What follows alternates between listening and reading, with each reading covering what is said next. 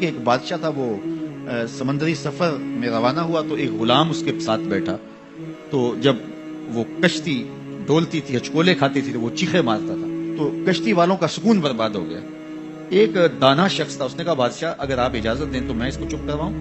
اس نے کہا یہ تو کمال مہربانی ہوگی۔ تو اس نے دو نوجوانوں کو کہا کہ اس کو ذرا ہاتھوں سے پاؤں سے پکڑ کر کے پانی میں غوطے دو، تو اس کو پانی میں پھینکا، جب وہ ڈوبنے لگا نکالا اور کشتی میں بٹھایا، وہ چپ کر کے بیٹھ گیا۔ اب کوئی چیختا نہیں ہے، تو بادشاہ نے کہا کہ اے دانا شخص، مجھے سمجھ نہیں آئی کہ یہ شخص کو آپ نے کیسے چپ کروا دیا؟ کہا بادشاہ دریا میں غرق ہونے کی تکلیف کو نہیں جانتا تھا، اس لیے کشتی کی سلامتی کی قدر نہیں تھی اس کو۔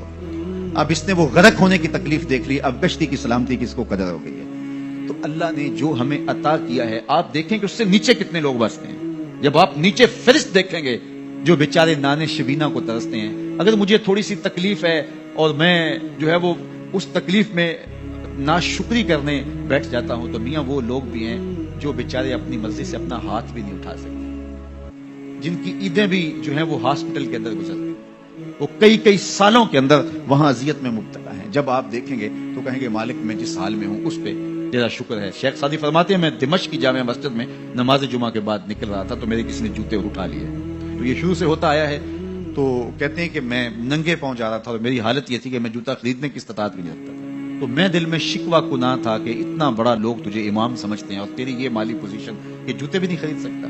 تو آگے میں نے دیکھا ایک شخص تھا جس کے پاؤں ہی نہیں تھے اور وہ رینگتا ہوا آ رہا تھا، میں فوراً سجدہ ریز ہو گیا، مالک شکر ہے تو نے پاؤں تو عطا کیے، جوتے آج نہیں تو کل نصیب ہو جائیں گے۔ تو جو میسر ہے اس کی قدر سیکھو، جو میسر نہیں ہے اس کی جلن میں اپنے آپ کو جلانے کی کوشش نہ کرو، تو زندگی سوکھی ہو جائے گی۔ یہ ضابطہ میرے حضور نے دیا، انظروا الی من هو اسفل منکم، اپنے نیچے دیکھنے کی عادت ڈالو، تم سکھی ہو جاؤ گے، تم پریشان نہیں ہوگے۔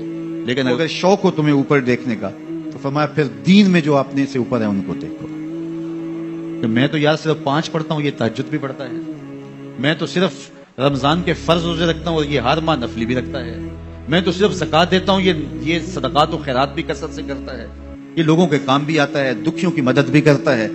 تو پھر ان کو دیکھو گے تو پھر تمہارے عمل میں قوت پیدا ہوگی۔ اوپر دیکھنے کا شوق آ جائے تو دین میں جو اوپر ہے ان کو دیکھو، ورنہ نیچے دیکھو، نیچے دیکھو گے زندگی سوکھی رہے گی۔ اپنی مٹی پہ ہی چلنے کا سلیقہ سیکھو، اپنی مٹی پہ ہی چلنے کا سلیقہ سیکھو، سنگ مرمر پہ چلو گے تو پھسل جاؤ گے۔ تو زندگی سوکھی کرنے کا طریقہ یہ ہے کہ اپنے نیچے دیکھو اور اللہ کا شکر ادا کرو۔ پھر سنو، میں تو کہتا ہوتا ہوں یہ ٹینشن فری حدیث ہے۔ سید علی المرتضیٰ فرماتے ہیں حضور نے فرمایا جو اللہ کے دیے گئے تھوڑے رزق پہ راضی ہو گیا، اللہ اس کے تھوڑے عملوں پہ راضی ہو جائے گا۔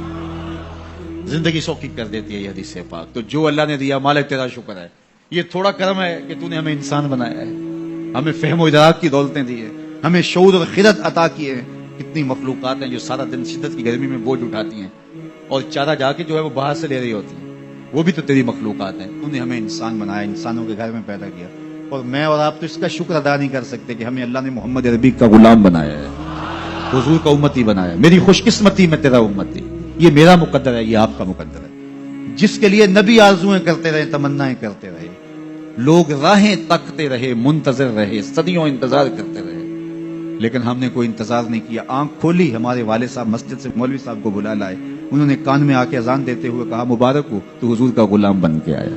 شاہوں سے ملا ہے نہ تونگر سے ملا ہے، اللہ کا عرفان اسی در سے ملا ہے۔ اوروں کو ملا ہے تو مقدر سے ملا ہے، مجھ کو تو مقدر بھی تیرے در سے ملا ہے۔ یہ میری اور آپ کی خوش بختی، تو جتنا بھی شکر ادا کرے تھوڑا، تو لوگوں کے کام آئیں، لوگوں کے لیے جو ہے وہ خیر کی چابی بنے اور شر کا تالا بنے۔